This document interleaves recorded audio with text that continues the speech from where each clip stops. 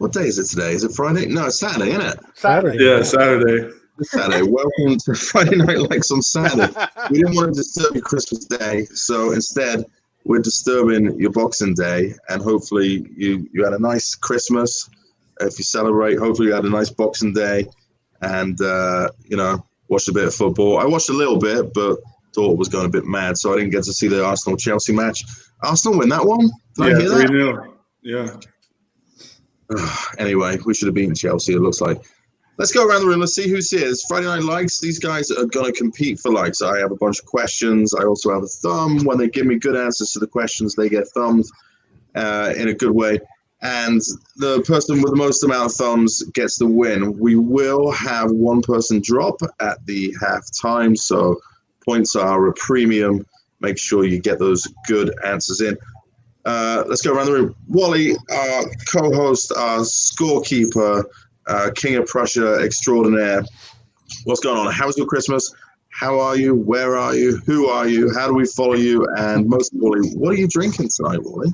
Well, I'm Wally from King of Prussia, and fortunately we had a very nice holiday when the power came on. There was some doubt when it didn't come on until like noon yesterday, Christmas Day, and my wife had to cook some dinner.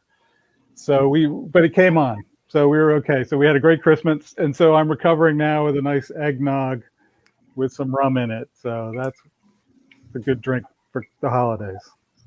That sounds disgusting, but I'm happy for you, and I hope you enjoy that. I'm going to boot you into the back room, and let's get to our three competitors. We got Jazz, Celly, and Katie. Everybody knows them. Ladies first, Katie, who are you? Where are you? What are you drinking? How you doing? How do we follow you? All right, great. So Katie from West Ham, Philadelphia. Everyone can follow me on social media. Miss West Ham, Philly. Tonight I'm drinking my normal Gatorade and vodka because that's my Friday Night Likes drink. Gotta have that energy. Bring in the heat, boys. Oh, watch out, fellas. Katie's got that electrolyte-induced vodka concoction that's going on there. She is ready. She's ready. Drug test after the show for juicing. I know, you gotta watch out. Celly, you're up next. Who are you? Where are you? What are you drinking? How do we follow you? Yeah, Twitter handle and the name Pierre Celly in Broomfield, Colorado. Drinking some water out of the fridge today. Did have a couple beers earlier. Forgot that I had the shows, so I didn't save one. But everything's good. Christmas was good. Parents enjoyed their gifts, so it's all good. What'd you get him, Celly? I got my dad the entire James Bond collection on Blu-ray, and then I got my mom a couple of vinyls. One from The Wiz. And then there's a documentary on Netflix that has a really nice jazz soundtrack. So I got her the vinyl for that as well. That's pretty sweet. And that James Bond one, did that include the George Lazenby one Bond film, or did they keep that out of the multi-pack? It had 24 films in it, all the Daniel Craigs, and that one probably wasn't on there, if I'm being honest. But I'm not sure. If it was just one, I don't think so. It was just a bad joke, Celly. It's all right. Okay. People say he's the worst Bond actor. I don't know. I'm no Bond critic by any means. Jazz, live in the UK. Friend of the station, friend of the show. He's here. Who are you? Where are you? How do we follow you? How was everything over the holiday period? And what are you drinking? Yeah, it's a good holiday. Had a really nice turkey, which is the most common sort of meat we have in the UK. So everything's going okay. We had a couple of coronavirus stories in the family, but I'm kind of still strong at the moment, and I'm okay so far. So a couple of them are recovering quite well, and it's just a flu type of scenario where they're kind of coming out of it now. So just going through that. And I love you so much that it's 1:30 in the morning, UK, and I love to be here with you guys, really. And I'm David's stepson, as you know, Jazz. So you can follow me on Twitter at JSU74Apple. And I'm drinking, you all know what I drink, it's rum and Coke. Good man, and we hope everyone in your family's all right, and thank you. They bounce back soon. So, but we're happy to have you with us, and we'll get right into the show now. It's December, so obviously everybody's mind's coming up on the transfer window coming up here in January. So, if there's a need that needs to be addressed in this team right now, what is it? What is the most important need in this team right now? Jazz, let's start with you. The most important need, in my point of view, is a striker. If you look at all the clubs in the league, I think we've got the fewest. I think we've got one striker, that's Haller. Antonio, I always call him a converted midfielder to forward. And in football, we know if you don't score goals, you can't win any games. So for me, striker is the one that we need. Haller's kind of up and down at the moment. I mean, there's another question on Haller, so I'll talk about him a bit more, really. So it's definitely a striker for me, I think. And if you look in the past, when we survived under David Moyes, it was Arnie's goals, it was kind of Antonio's goals that helped us, really. And without goals, you can create as much as you want. Like we've seen, the ball has not gone in the net.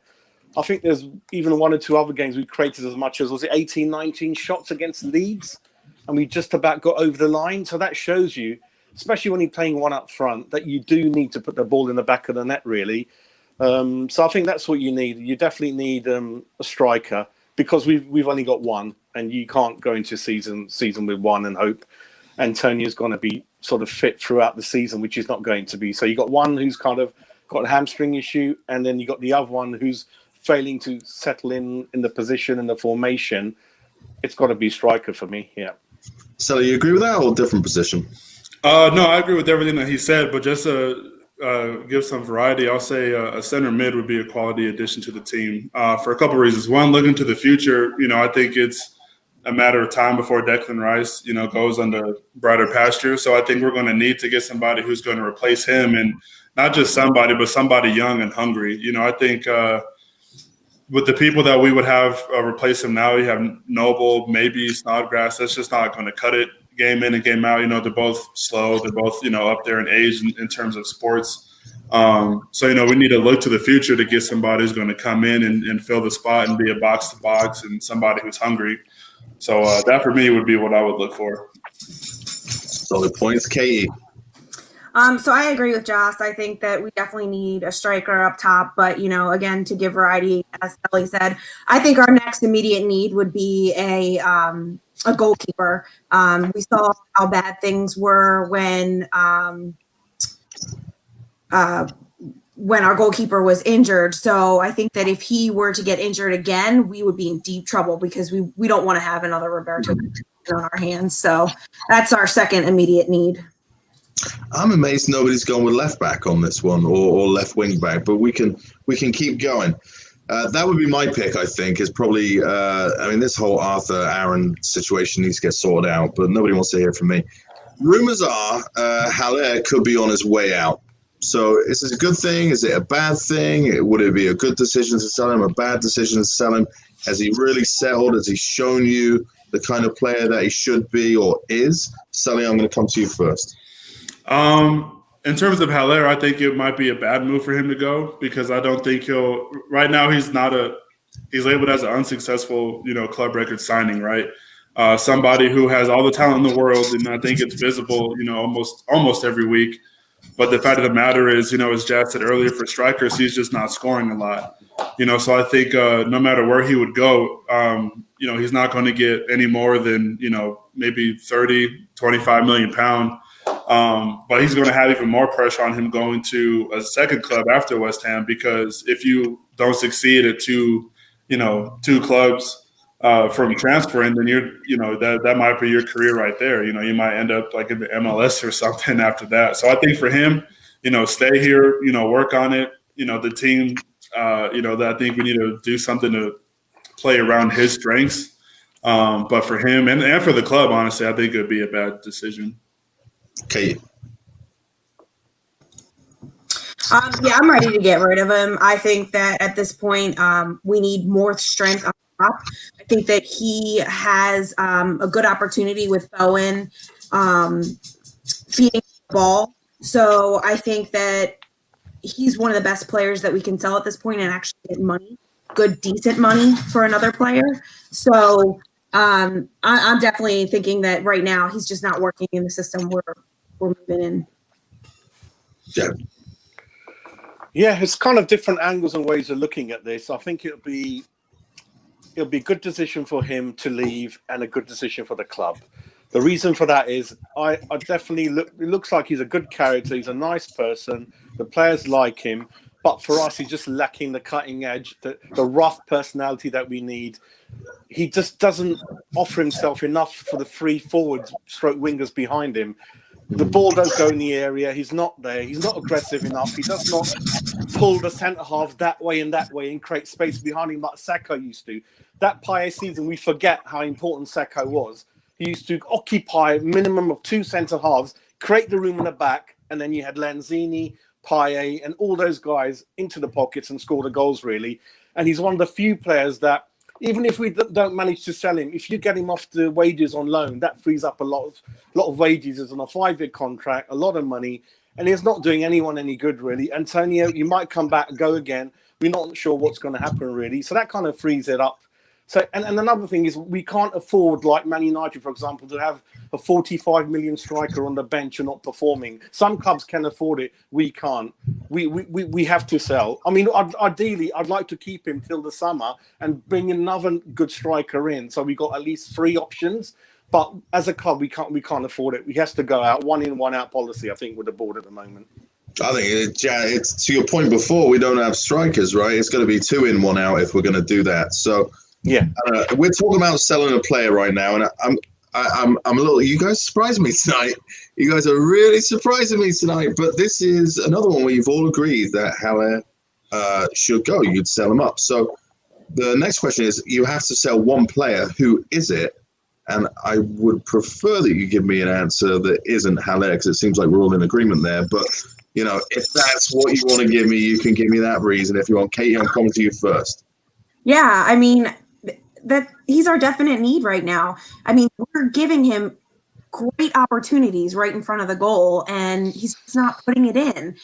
He's too slow right now for what we have going on. I think that we need someone a little bit more aggressive, and Antonio should be in that space for us. But, you know, obviously he can't. So I just think that Haller is the person we're going to get the best amount of money for at this point in time, because other teams actually want him. So your reasoning is that we can get decent money and hopefully bring somebody good or better in. Yeah. Gotcha. Jazz, I'm coming to you next. You have to sell one player. Who is it? You're going to be pleased to hear that it's not going to be Haller I'm going to come out with. So I'm going to talk about a player who I believe is performing worse than Haller for a number of reasons, some injury. It's going to be Dupe for me. I think Dupe is one of those few players we can get reasonable money for. He's young. He came with a big reputation. He's one of the best young fullbacks in Europe when we got him. So it's going to be Dupe for me. I know he wasn't fully fit when he came on against I think it was Palace. He was awful. And I just remembered how bad he was. As a defender, either you got to have pace, or you can read the game, or you can mark someone. He doesn't do anything like that. You can see for Benteke's goal, he was again the guy next to him. He didn't stop the goal. He can't read the interceptions. Even when he's marking a person in the corner, you'll find that the striker will move to the left. He'll still stay where he is. So it's got to be Duke for me, I think. And Mourinho, I remember he liked him a couple of years ago, so maybe he can help us sort of get him out the door. And we know this because David Moyes told the owner he wanted Tarkowski, or the guy, the Fofana at Leicester, the 25 million guy. The only reason Dawson came in is because Moyes didn't get the person he wanted, really. So he just threw the door. And he still wants Tarkowski. He's a proper centre-back. If you ever watch Burnley, that's what we need. And playing the wing-back system with 3 central defenders at the back, we know how important it is to kind of have more than 3-4 centre-backs at the club, really. So I think it's going to be Duke for me, I think. I mean, we got Dawson. He's another number if Duke goes. But hopefully if you get 20 million for Duke, put in another maybe 5 million, 25 million, you can get Tarkowski or whoever he wants, really. So it's going to be Duke for me, I think, yeah. Celly, you agree with that, or somebody else? Who do you have to get rid of? Somebody else, yeah. So, we have a lot of needs of the club: striker, left back, left wing, whatever the case may be. You sell Declan Rice, and you get all 3 of those in one summer. And I know this is a hot take, but let's just for variety, you sell Declan Rice right now. With what he is, international club captain, and all that stuff. Get 80 to £1 million for him, and you could easily fix all your needs for one person. Being sold. As much as I don't want him to go or anything like that, I mean, it's just the truth of the matter. Once he goes, you can honestly go and get maybe a backup keeper, couple strikers, couple midfielders, even though we have 8, or whatever the case may be. But yeah, I mean, you saw Declan Rice, and you're probably not trusting the board to spend it wisely, but you have the money there to get multiple people for certain positions of need. I hate that answer, but I respect it. Oh, thank you. Damn it. So can your thumb go the other way, John? It has before, believe me, Jazz. It has. And I would, but he's right. He's right. We certainly use the bloody money. The only thing I would argue, Celly, and it's not for now, obviously, but do you trust the bastards to spend the money if they got the money? But no, definitely not. We'll sell Declan Rice, get 80 million pounds, and go out and buy a 4th porta cabin for the training ground. So let's go with the positive then. So who's the best signing in the last 5 years in your mind? Who is the best signing that we've had in the last 5 years? What has been a good? Let's go on a positive note. What's a positive player that we've gone and got? Celly, I'll start with you. Souček for me in the last 5 years, and I think if you go back 5 years, I think Payet is in that conversation as well. But I think Souček, because he came in the middle of a season to the Premier League, which I think we all are agreeing to say that it's the toughest league in the world. Came in and he fit in seamlessly. Dude bangs in goals. He's one of our top goal scorers. For the position that he plays, I think that's really important. But he's all over the place. Dude has a high motor. He's our best recruiter as well at the moment. So I think Souček, he's either number 1 or number 2 in my opinion.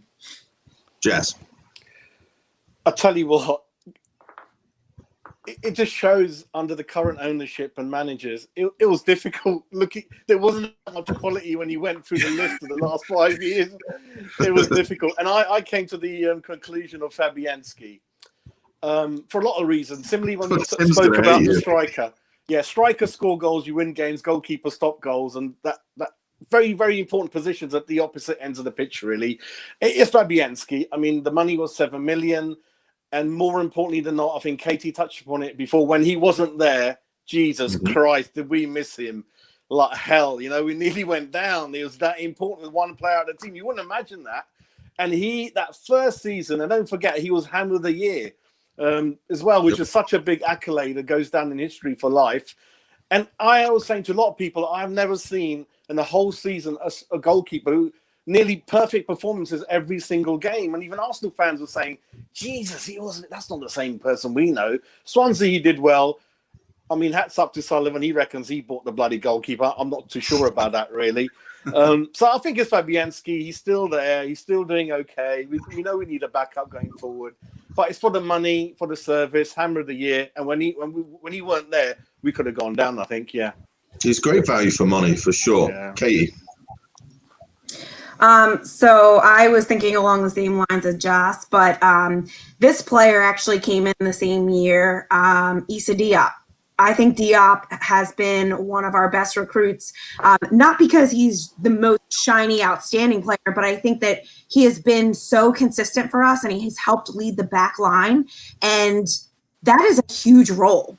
I think that he's really kept us in games, and that has played, a huge role for us over the past couple of years. So for me, I'm going with him. And, it was a big argument last year whether Rice was the Iron of the Year or Diop. So he's right up there. Yeah, it's a funny one, Diop, because I feel like he should be better in the air for what he is. But his potential is so high that I really hope that he sticks around, and maybe we've got the coach there to coach him up a bit more. I think he could really be a fantastic player. I mean, we've all seen that Ogbonna has come on really into his best the last 2 years, I think. And so Diop's got plenty of time in front of him. Anyway, last question before halftime. And, everybody's eating turkey this time of year for Christmas. In America, Thanksgiving and potentially Christmas. If you me, both Christmas and Thanksgiving. Why don't we eat turkey more often? Simple question. Why don't we eat it more often? Katie, I'm going to start with you. We don't eat more often because basically 8 months out of the year, we never see them. I mean, have you ever seen a turkey in summer? No. So, they mate their 1 to 2 months a year, and that's it. They're gone. So that's why we don't eat turkey more often. Celly. Because I think when you look at turkey, I think people really only think of turkey as being a sandwich meat, but I don't think a lot of people really go out and eat sandwiches that much. And not only that, but when you make turkey for like the holidays, the biggest gripe that you get from people is that it's always dry. I mean, if you cook it wrong, of course it's going to be dry, but not everybody can cook turkey properly. So I think that's a big reason too, is not always on a sandwich, or people aren't always eating sandwiches and people don't know how to cook it. That's probably why. Jazz? It's the poor cousin of the chicken, isn't it? Everyone talks about the chicken, there's chicken that. Turkey's the forgotten animal, and it's not its own fault. It's been stereotyped for Christmas, and we should eat it more. And it all goes down to how you cook it. It's been labeled as a dry meat. It's not. I mean, I had it Christmas Day. I had a leftover today. It's really good. It's good for you. It's low fat. And I think John will know, from the UK, we have this famous company called Bernard Matthews, which is a farm in Norfolk, which is famous for supplying turkeys for 30, 40 years. And they make so much money all year round, repackaging and selling turkey as drumsticks, burgers. You can mix it with cheese and ham. I've even seen people make curry out of it. It's a forgotten meat, undervalued, and I think chicken gets too much. I think so. I think it's our fault. I think the turkey's there all year, waving its hands around, saying, "Come on, guys, I'm still here. Don't forget about me." So I think turkey, I think it's our fault, and it's stereotyped with Christmas. Yeah. Wally, do you eat turkey outside of Thanksgiving and or Christmas? No, but here's the reason we don't have turkey all year round. If you go to the Wawa restaurant and get the turkey gobbler, wait, Wawa's a restaurant now? Well, I don't know how to describe it. It's the most wonderful place. But they have the turkey gobbler. Station that sells sandwiches. Yes, but they have the turkey gobbler. And if they had the turkey gobbler open all year round, there would be no turkeys left. So I need to correct you, John. They sell hoagies. You're right. In this part of the world, they sell hoagies. You are completely There's now correct. a drive-through Wawa in New Jersey. So soon we'll have a drive-through Wawas. And that will, you won't need to go anywhere else. You know what I think it is? I think they're too big. Unless you're feeding a family of 10, you don't need to go out and buy a turkey. You buy a chicken. No, but you can have it as a burger. They do sell burgers. Yeah, you can get ground turkey too. Chips. Yeah. I get ground turkey every now and again, but I'll often buy a whole chicken. I don't often buy a whole turkey. It's just too much. No, you can have a turkey slices in a sandwich as well. You can do a lot of things with it. Yeah. Jess loves his I'm going to turkey. fight my cause all the way. Turkey. You're pro turkey. Yeah. Wally, what's going on? Who do we have to cut, unfortunately? Okay, well, we at the top it's close with Jazz, Mr. Moyes with 12, and Celly with 11. But Katie, I don't know what you put in your Gatorade. Must not have been enough vodka, but unfortunately, all right, you're behind. So you're gonna have to step it up. Thank you for coming on. We appreciate it. Katie was a last minute invitee as well to this. We had a couple of scheduling changes here, so we thank you coming on last minute. And hang around in the green room, or get on with your life, or go into the chat room and make fun of all these people in there, especially the Dalek WHUFC who's in there going nuts. Feel free to give him plenty of banter. With that, Thank you. Have a lovely New Year. If I don't hear from you. Good luck, guys. Bye, Katie. Everybody's so nice here. And Wally, I'm going to put you back as well, and we're going to get into the final rounds of. Nice until you start talking about turkey in the wrong way.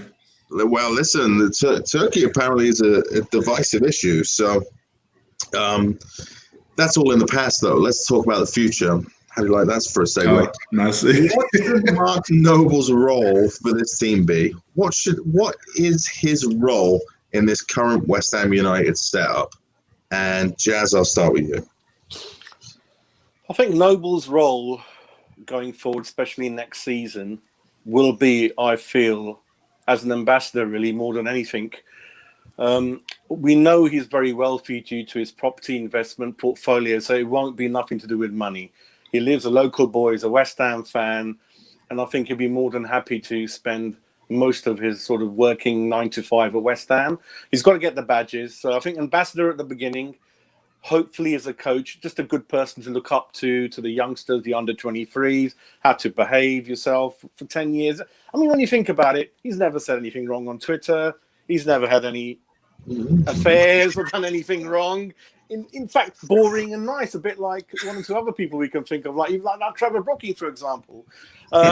He's got to get his coaching badge. And the other thing is he'll be someone like Duncan Ferguson at Everton or Ledley King at Spurs, really. So ambassador at the beginning and see how he gets used to it. But we definitely do need to use these old players. You know, we don't use them enough.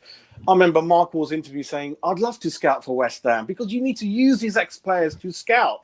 I don't think they'll cost that much, and they'll know what West Ham need, and he's seen all the mistakes that the owners have done. So even in the scouting sort of position, he'll be brilliant. So, so variety of roles he can do, but the main thing is that we keep him in a role. We keep him, Celly, what do you think? Yeah, well, I think until he retires, he should probably have a player coach role like Ryan Giggs did at Manchester United.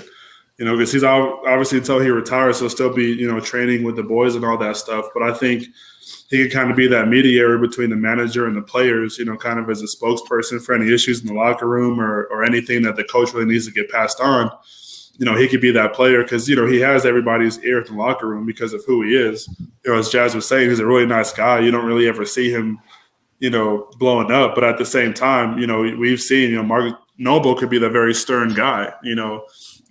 If he's trying to get the best out of somebody, he's not afraid to go up to your face and do it. So I think to be very honest, you know, very similar to what Ryan Giggs did in the latter stages of his career, you know, not that he would need to come in and replace Moyes if he were to leave as manager or anything, but a player coach I think would suit him right now really well. What do you guys think about playing time with Noble? And this is for no points, but let me just ask, so you think he should be starting every week? And I guess let's just do a yes or no. Celly, you think he should start every week or does he have a role off the bench every week? No, definitely not starting. I think the only role you have Mark Noble in is to see a game out for maybe 10, 15 minutes, a game that we have a lead in. You know, because he could do 10, 15 minutes, you know, fresh legs and all that stuff. But other than that, I mean, he doesn't provide enough, you know, for me to want him to be in a significant amount of the games. I realize the question I gave you is very hard to give a yes or no answer to, so I'm an idiot. Jazz? No.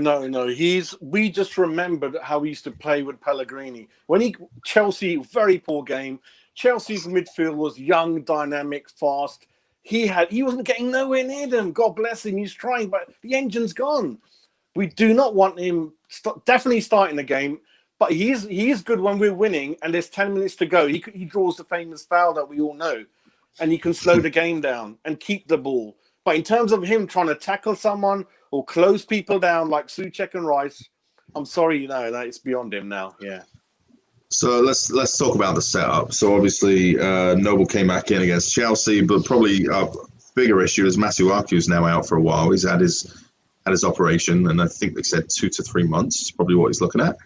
That back five kind of deal seems to be working out for a while. It doesn't look, at least to me, it doesn't look like we have the personnel. Maybe you think differently to do that same thing. So with Masuaku out for a while, how should we set up? How should we play without him in a system that seems to be working for us? Celly? So let's say if we switch back to the 5-back system, I think in the spot that Masuaku left, I think you could either put Johnson in that spot or you can move Cresswell up to that spot and put Diop where Cresswell is. You know, because I think it's pretty obvious that we don't get the same we don't have the same presence on the pitch when we play with 4 in the back, unfortunately. You know, we were playing some really good football with 5 and for the bigger clubs, it matches up really well. You know, I think if we set up a 5 in the back against Chelsea, you know, we either might have had I think there would have been a different outcome, put it that way. You know, but I think there was so much that Chelsea game where we just didn't have anything going forward, and their speed just, you know, killed us, which was a surprise. Well, not a surprise, which wasn't a surprise, I should say. So if you were to still set up 5 in the back, I think you put Johnson, or you could even put Fornals in that spot. You know, he has a high motor. He's all over the place, and I think he'd put in a good effort defensively. But if you do, you have to give somebody who can give cover to Cresswell because he's a liability by himself. Jazz. I think at the moment, just leading up to the window, but definitely not to the end of the season. I think we're okay up to January in terms of Creswell. But don't forget that why didn't we not like Creswell before? Because we didn't want him in the 4-4-2. But at the moment, I think he can just about manage it because if you remember the Leeds game, he played 4-4-1-1. So kind of nearly 5 in midfield. Ben Rama was a number 10 floating. And Creswell was okay, I think, in terms of that. I think Bowen especially and people like that were helping him out, running back. So don't forget when Creswell was really struggling, I think he had Anderson in front of him, I think. He wasn't really backtracking a lot. So I think it's a lot to do with the wingers as well. You can't blame the fullbacks all the time. And don't forget the number of assists that Creswell has done. He's looked amazing, if not one of the most transformed players, really. So I think up to January, we're okay. But if you say Masuaku's not going to play much till, say, February, March, he comes in, I don't think... Because don't forget, Creswell, a couple of times, I think he pulled his ankle at home on that famous carpet, didn't he? And I thought he's not going to carry on. I think, who the hell's going to come on now?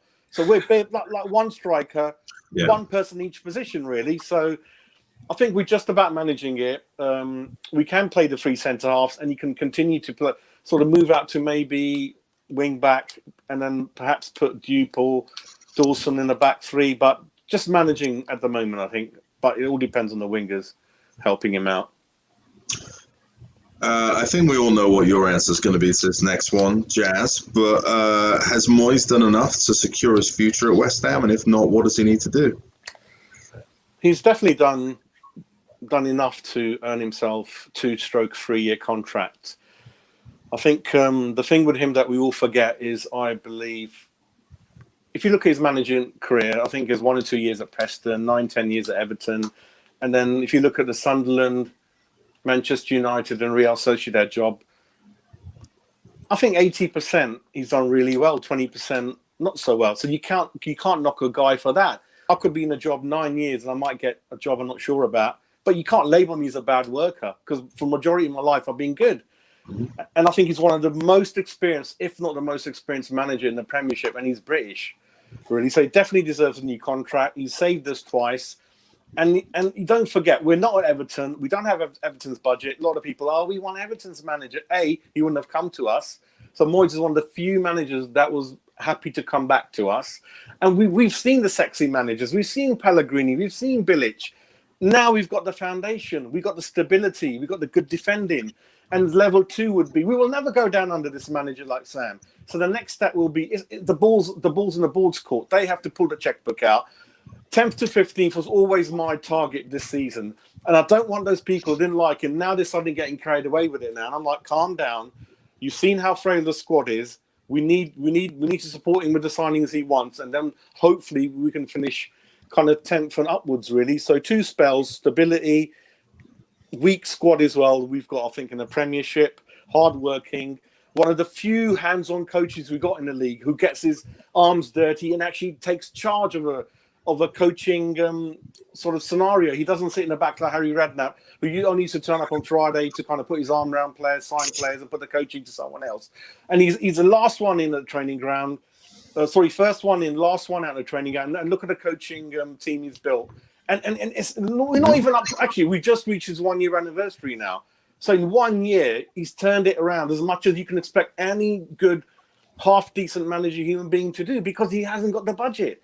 It's easy for Everton. They bought 4 players, 30 million, Rodriguez, Alan, and people like that. And they're cool. We haven't got anyone yet. Don't forget, we haven't even paid the money for Ben Rama yet. We've only given them 4 million. And we don't know who we're going to get in yet. So it's very difficult. And I think you can't expect miracles. So come on. He's done all right. We're not going to get anyone better in under these owners. And he's not a yes man. If he was a yes man, it's still going. Dawson came in because Moyes was stubborn. And if you listen to Sullivan's interview on TalkSport, he said, and they said, why are you not signing anyone? What's going on? He goes, I've offered players to the manager, but he's got his way of doing things. And he's a manager. He's not a coach. If he was a coach, I'll be buying the players. And he goes, he's looking at 15 hours a day at players, but I'm off. He goes, if it was my choice, I would have brought 4 in. Dawson only came through the door because Moyes stubbornly said, if you don't give me Tarkowski in terms of quality, not quantity, otherwise you could have bought 3 players, 7 million, 8 million each. He said, no, I want 25 million, and that's it. So I think that I've covered all the angles now. Celly, has he left you any angles, or you the opposite side? No, I think he's definitely benefited himself enough to have that conversation for an extension. I think one thing that we could say for him that other managers haven't done in the past is that he's been flexible. When he was out with COVID was when we switched to the 5 in the back, and we beat Leicester 3-0, and you look at Leicester, they're still top 5 in the Premier League, dominated on Wolves and everything like that. But we've just played a better style of football with the switch. I think it was pretty bold. And not only that, but a couple of players have had a resurgence under that too. Like you said, Masuaku, Cresswell, they've played a lot better. And Balbuena's played a lot better too. At the end of last season, we wanted to get rid of Balbuena, but he's had a resurgence as well. And yeah, I agree with Jazz as well. He's not a yes man. I think with the whole situation with Diangana, I think everybody showed their frustration, and I think Moyes didn't get in the way of that. I think we didn't see him coming in slating players, Mark Noble and whoever else for saying on Twitter what they felt, because he probably agreed. And the one thing that this manager doesn't have right now is the support of the board, as Jazz was saying, and it's. He has kept us up. I know a lot of people say Arnautovic kept us up that first time, true or whatever. But, I think we have seen some positive signs with Moyes. And even this year with the thin squad, we've definitely been overachieving in a positive way. Well, I guess there's no negative overachieving. But, we did get up to, 6th or 7th, and we could have gone up to 4th at one point. And you think we win the next 2 games, we'll sit on 27 points. I don't know when the last time we had 27 before the New Year's was, probably the Payet season, the Bolin. But, he has an unlucky run right now of injuries. If we had a full healthy squad, which no one does, but if we did, who knows where we would be at right now. But I don't think any of the fan base has to worry about relegation right now with David Moyes, with what he's been able to do. So give him some support in the January budget, and let him go after players he wants to go after. Because you think about it too, the players that Jess said, Ollie Watkins was somebody else that he wanted, and Watkins is a stud right now for Villa. And so I think if you let Moyes do what he wants to do, we'll see what happens. I think that relegation point is a big point. None of us are actually talking about that, which it's been a long time since we've not talked about relegation around about this time of year. It's always been a bit of a worry. So I think he's done a good job, and hopefully it'll continue. Let's get into the last question of the night. So Christmas just happened, Christmas themed. This is my Christmas themed question, as well as the turkey, I suppose. If the following players were a Christmas present, what would they be? And I know we've all had some great Christmas presents, and we've all had some disappointing Christmas presents. And we've all had some typical Christmas presents. I, yet again, received socks from my mum. I know she'll watch this. It's fine. Every year, guaranteed to get socks. I'll start with Celly first, and we'll just go back and forth each question. So, if the following players were a Christmas present, what would they be? And the first player is Kufal or Sufal. I think he could be your spark plug. Spark plug for a Christmas present. Because he's another player, high motor. You plug him in, and he helps the whole thing run. I think Kufal definitely hasn't been at fault for any reason why we haven't won a game. But at the same time, when you think about it, there's been a couple of games already this season where he could have been, man of the match. So for me, he'd be a spark plug. Jazz. Very similar. I actually was thinking of a screwdriver set, because it's kind of it's cheap. That's the first thing about it. It doesn't cost a lot of money. It's kind of you don't think you need it, but you definitely do. You definitely do. And when you look for one, you can't find one. And it never breaks. It's solid like Kufal. And you don't realize behind all that hard work how much that means to the team. And you miss it when it's not there. So imagine you put a nice TV on the wall. There's a lovely shelf there. Who helped you put that shelf up there? It was a screwdriver that you forgot about. So that's a very important thing about it. It's unsexy. It's boring. It's cheap. But hey, it never breaks. It always helps you. And when it's not there, you bloody miss it, really. So it'll be found. Yeah. So solid answer. Solid driver. Yeah. Number 2, Ben Rama, Jazz. Ben Rama, you're going to laugh again. It's a Swiss designer watch, like a Rolex or what's the other one, Rado, for example. It's kind of, it will eventually be expensive, and it doesn't come out a lot. So you'll only wear it, or it'll come out when there's a party or a special event. It won't always come out all the time. And when it does come out, people say, wow, that's nice. Where did you get that from? It looks good. You should bring it out a bit more, but you won't be for various reasons. You don't want to damage it. You don't want to scratch it. Insurance and things like that, really. And eventually costs a lot of money, really. And then another thing, it's class. So if you remember when he joined West Ham, he brought his mum to the training ground, like a little kid that's got his toy. You know, really, it's nice to see in the modern game that it actually meant something to him, unless he was a good actor. He's very happy to be here. He brought his mum along with him for the good wishes, signing autographs. So it's going to be a Rolex watch, I think. Comes out, but only sometimes, but we all know how much we love it and how good it looks. I like that. And I hope it continues or starts to be effective. Celly. He's your brand new, 80-inch thin HD 4K TV. Something that's shiny, something that you want to show off. You might not be able to show off to as many people as you want to, but it's something that you're really proud about, something that, you've been wanting for a long time and been needing for a long time. And when you use it, it brings you, all the entertainment and joy that you could have, or that you could want, really. Because Ben Rama is a real flashy player, real functional. I think he's one of the few forwards that we have that look for the pass instead of going ahead and striking. But I think for me, he's multi-purpose. With TVs, you can stream stuff. There's apps on there and everything, things like that. So I think he'd be the brand new TV. Pulling one there with the apps. Okay. Ben Johnson, Celly. Ben Johnson is that pair of socks that your mom got you. They're comfortable. You probably don't always wear them, but when you do, they're effective. Keep your feet warm. Keep it from being sweaty. You never really have a bad thing to say about them. You just don't use them all the time. But you always know that they're going to be there for you when it's cold, when it's hot, whatever the case may be. So yeah, for me, he'd be a pair of socks. Jazz. This was a tough one, isn't it, Celly? This was a tough one. Yeah. And the answer is, when you don't know anyone or you don't know nothing about them, what do you give them? You give them a gift voucher. So Johnson is a gift voucher for me because you don't know anything and you don't know how good it could be. So imagine you do find something that you like. You can use it towards that, or more likely than anything, you might leave it in a drawer, never use it, and it'll be expired, or you lose it. So you don't know. So you give it to someone you don't know because you don't know what you're going to get. It could end up being something really good because you might. Where's that voucher gone? I can use it in that shop. Or more than likely, hope it doesn't happen. You might just leave it in a drawer locked away like I do, and the date's expired. Really, so it'd be a gift voucher for me. Last one of the night. It's coming to you, Jazz. Mikel Antonio. Right. He's a Dyson Hoover for me. I hope you guys get that in the US and it's popular. Yeah, we have. And it's the Dyson cordless model, John, not any other model, right? It's a cordless model, and you'll find out later why.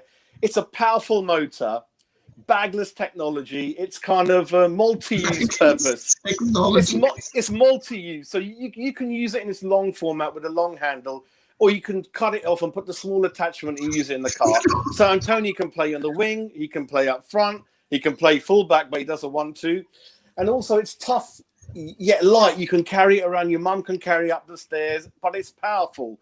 It can knock people out the ground. And the funny thing is, it's kind of tough for any jobs, everyday use, but like Antonio, the battery doesn't last forever. It's only 20, 25 minutes.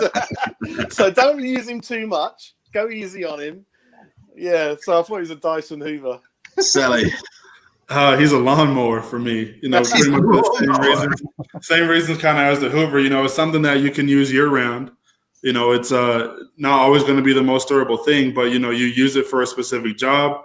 Front yard, backyard. Uphill, downhill, whatever the case may be. But if you have a rock that you don't see, then there you go. It's broken for the next 2-3 weeks to a month or whatever. So it's going to be effective while you have it working, but you're going to really miss it when it's not working. So for me, I definitely would say that it's a lawnmower. Oh man, Wally, what do you think about Antonio? or talk about your Christmas gift if you want, Wally. What was the Antonio gift that you got this year? So, actually, the Antonio gift I got, my family surprised me with a brand new drum set, but not electronic drums, so they don't make any noise, so they don't drive the family out of the house. but I got in every tom cymbal, all the stuff. So it's just like Antonio's got everything. So a great Christmas present. Amazing. Wally's always on the spot with his answers too, by the way, folks. If anybody thinks we rehearse what I'm going to ask him right before he goes, you're completely wrong. I just throw it at him and see what happens. And yet again, Wally is spectacular. So how did everybody do? How did we all do? All right. Well, we had some big scores again tonight. We had Celly with 25, but fueled by rum and Coke and an epic Moyes rant. The winner with 29 likes is Jazz Moyes. Well done, Jazz. Sally, you played a fantastic game. Well done, Sally. Well done. I got to say, the thumbs were flying tonight. The thumbs were flying. But let me boot these guys back before we bring you back. And Jazz, we have a match tomorrow. Obviously, what do you have to say to the West Ham faithful going into tomorrow's match and just generally over the Christmas period? I think it's a good time to reflect on the whole year. It's been one of the most difficult years for everyone, for various reasons. I mean, some people have lost loved ones. Some people have been stuck at home. Some people have lost jobs. It's been miserable, even with children missing exams. It's gone on and on and on. So I think it's a time for reflection, which I always love about Christmas. It's about our values, help out charities if you can, guys. And if you've got arguments about players, like I always bloody do, put them to the back for now. So yeah, it's kind of reflect on the year, and hopefully you've got closer to your families because you spent more time with them at home, things like that, and spare a bit of time for the not so unfortunate people, I think. And then going back to the football, yeah, we've got Brighton tomorrow, which I know there's no easy game in the league, but having sort of not picked up anything in the Chelsea game and don't want to lose the momentum really, so we really need to be winning that. Brighton have been pretty poor. And we've had that extra 1 or 2 days break that other teams haven't got. So hopefully Haller again. I know there's a lot of rumours that he is going. So it's never too late to kind of just pull something out of the bag and prove me wrong, really. So yeah, just stay safe. And hopefully next year will be one of the best years for everyone, really. We all need a boost in the pickup, yeah. Good stuff, Jazz. Lovely message for everybody. Thanks, everybody, for joining in. Thanks, everybody. Charlie and Robbie and Bo and Nick and Kieran. People on Dalek, obviously, was in there as well, giving some shit to Katie. I'm sure to be honest. But thank you all for joining us. Hit the subscribe button, hit the like button. Make sure you tune in. We'll be here again next Friday with the last semi-final and then on to the finals after that. Jazz, congratulations. You're progressing. Celly, thanks so much for taking part. Wally, as always, you are a legend and the king of Prussia. And everybody else, we will see you next week. Come on, you Lions. Come on, you Lions. Come on.